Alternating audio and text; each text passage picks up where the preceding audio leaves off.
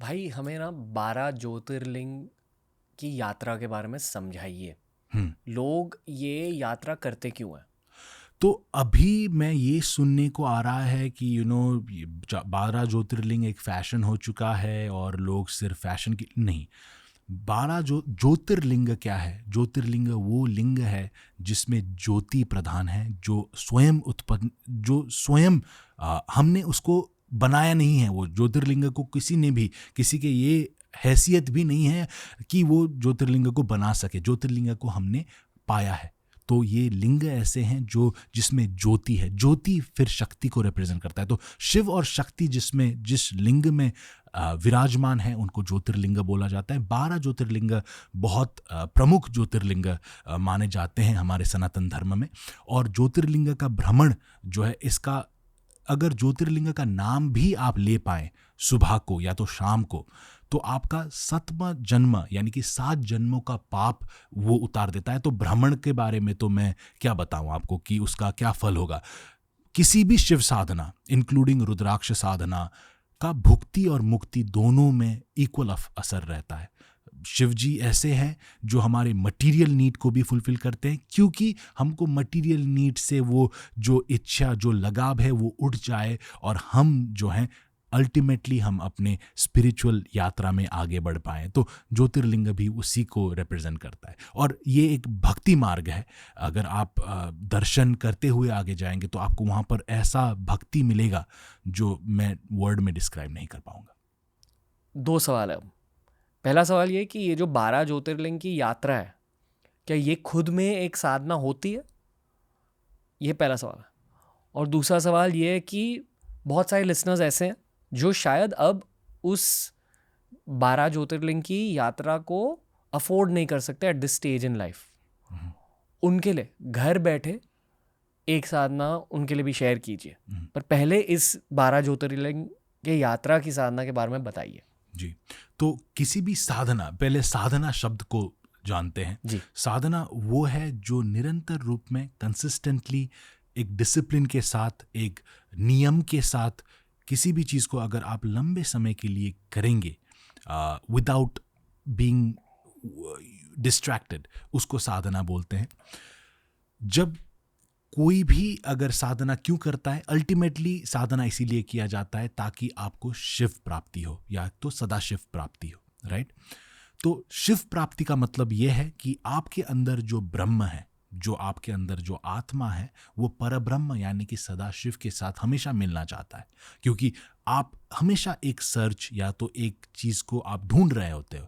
आप कभी बड़ा गाड़ी ढूंढ रहे होते हो, आप कभी बढ़िया लाइफ ढूंढ रहे हो, लेकिन आप संतुष्ट जो है, आई कैन गारंटी यू कि 99.9% ऑफ द पीपल जो ये पॉडकास्ट को सुन रहे हैं, अगर उनके साथ सीरियसली पूछा जाए कि आप क्या संतुष्ट हो, तो वो ये नहीं बता पाएंगे कि हाँ मैं बिल्कुल संतुष्ट हूँ। वो कुछ ना कुछ ढूंढ रहे हैं, कुछ ना कुछ वो चाह रहे हैं। हाँ, ये चाहत जो है किसी के भलाई के लिए भी हो सकता है, अपने भलाई के लिए भी हो सकता है, लेकिन एक सर्च जो है वो हो रहा है क्योंकि हमारा ब्रह्म जो है हमेशा सदाशिव को चाह रहा है डीपेस्ट लेवल में। तो आपने पूछा कि क्या ज्योतिर्लिंग का भ्रमण जो है एक साधना, ये जो ब्रह्म जो है चाह रहा है, जो परब्रह्म को मिलने के लिए, क्या वो इससे हासिल हो सकता है? तो हमारा सनातन धर्म जो है बहुत सनातन शब्द ही एटर्नल है, शब्द ही जो है बाउंडलेस शब्द है। तो इसमें बहुत सारे उपाय हैं। एक उपाय भक्ति योगा के मार्ग है, यानी कि अगर अपने में एक भक्ति जाग जाए, एक भक्ति जो है भाव होता है कि अंदर से एक ऐसा फीलिंग जो इसको शब्द में वर्णन नहीं किया जा सकता। जब मैं शिव बोलता है तो आपके अंदर जो एनर्जी जागती है उसको भक्ति बोलते हैं। अगर वो भक्ति आ जाए तो आपको बाकी कुछ ज्ञान का ज़रूरत नहीं है, मंत्र का ज़रूरत नहीं है। मंत्र स्वयं आ जाता है, हे शिव, या तो ओम नमः शिवाय, या तो अपने लैंग्वेजेस में भी मंत्र आते हैं। तो मन का लैंग्वेज से अगर आपके अंदर से एक सैल्यूटेशन, एक शिव के प्रति एक नमन जाग जाए तो आप भक्ति मार्ग में हो। और ये साधना, ये जो भ्रमण है अपने आप में एक साधना है, क्योंकि एवरी ज्योतिर्लिंग में आप शिव को प्राप्ति कर रहे हो और शिव के बारे में सोच रहे हो। कोई भी ज्योतिर्लिंग दूसरे चीज़ के बारे में सोचकर डिस्ट्रैक्ट होकर नहीं पहुंचता। वो जब ज्योतिर्लिंग के बारे में इतना सोच ले कि उसके अंदर का भक्ति अब रुक नहीं पा रही और वो ज्योतिर्लिंग का भ्रमण करेगा ही करेगा, तो वो एक अपने आप में साधना है। जो नहीं कर पाता तो उसके लिए सनातन धर्म में काफ़ी और उपाय भी है, जैसे कि ज्ञान योगा। ये पॉडकास्ट अपने आप में सुनना, ज्योतिर्लिंग के बारे में जानना भी अपने आप में एक योगा, यानी कि जो ब्रह्म है परब्रह्म के साथ उससे भी पहुंच सकता है। ज्ञान योगा बोलते हैं इसको। कोई किताब पढ़ के पहुंच सकता है, ज्योतिर्लिंग के बारे में पढ़ के पहुंच सकता है। केवल एक, 12 भी नहीं बोलूँगा, 12 भी काफ़ी ज़्यादा हो गए।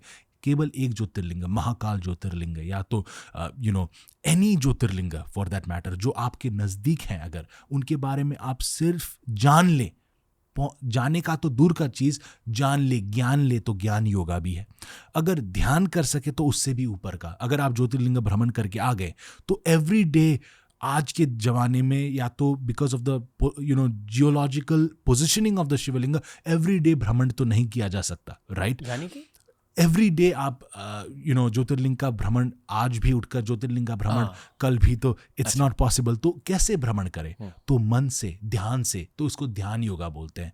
और ज्योतिर्लिंग का भ्रमण करने के बाद आप में जो कार्मिक चेंज आते हैं, तो ये ज्ञान पाने के बाद आप जो शिव जी के साथ जुड़ जाते हो, तो आपका एवरी कर्म, जो भी आप काम करते हो, उसमें दिख जाता है कि ये एक श्रद्धा धर्म के साथ ये अर्थ को प्राप्ति कर रहा है। एक मन में इसका सफाई है करके भी आपको पता चल जाता है। इसको कर्म योगा बोलते हैं। तो उसके साथ भी आपका ये साधना हो सकता है। तो हाँ, ज्योतिर्लिंग का भ्रमण अपने आप में एक साधना है, लेकिन अगर वो आपके लिए आज के दिन में it's not possible, feasible, economical और हेल्थ रीजंस के कारण से आप जा नहीं पा रहे, तो ये मत समझिए कि आपका अब शिव जी के साथ का कनेक्शन नहीं हो पाता, क्योंकि इसके बारे में जानना, इसके बारे में ध्यान करना, या तो केवल इसको स्मरण करते हुए अपना खुद का काम करना, चाहे वो काम जो भी हो, वो अपने आप में एक साधना है।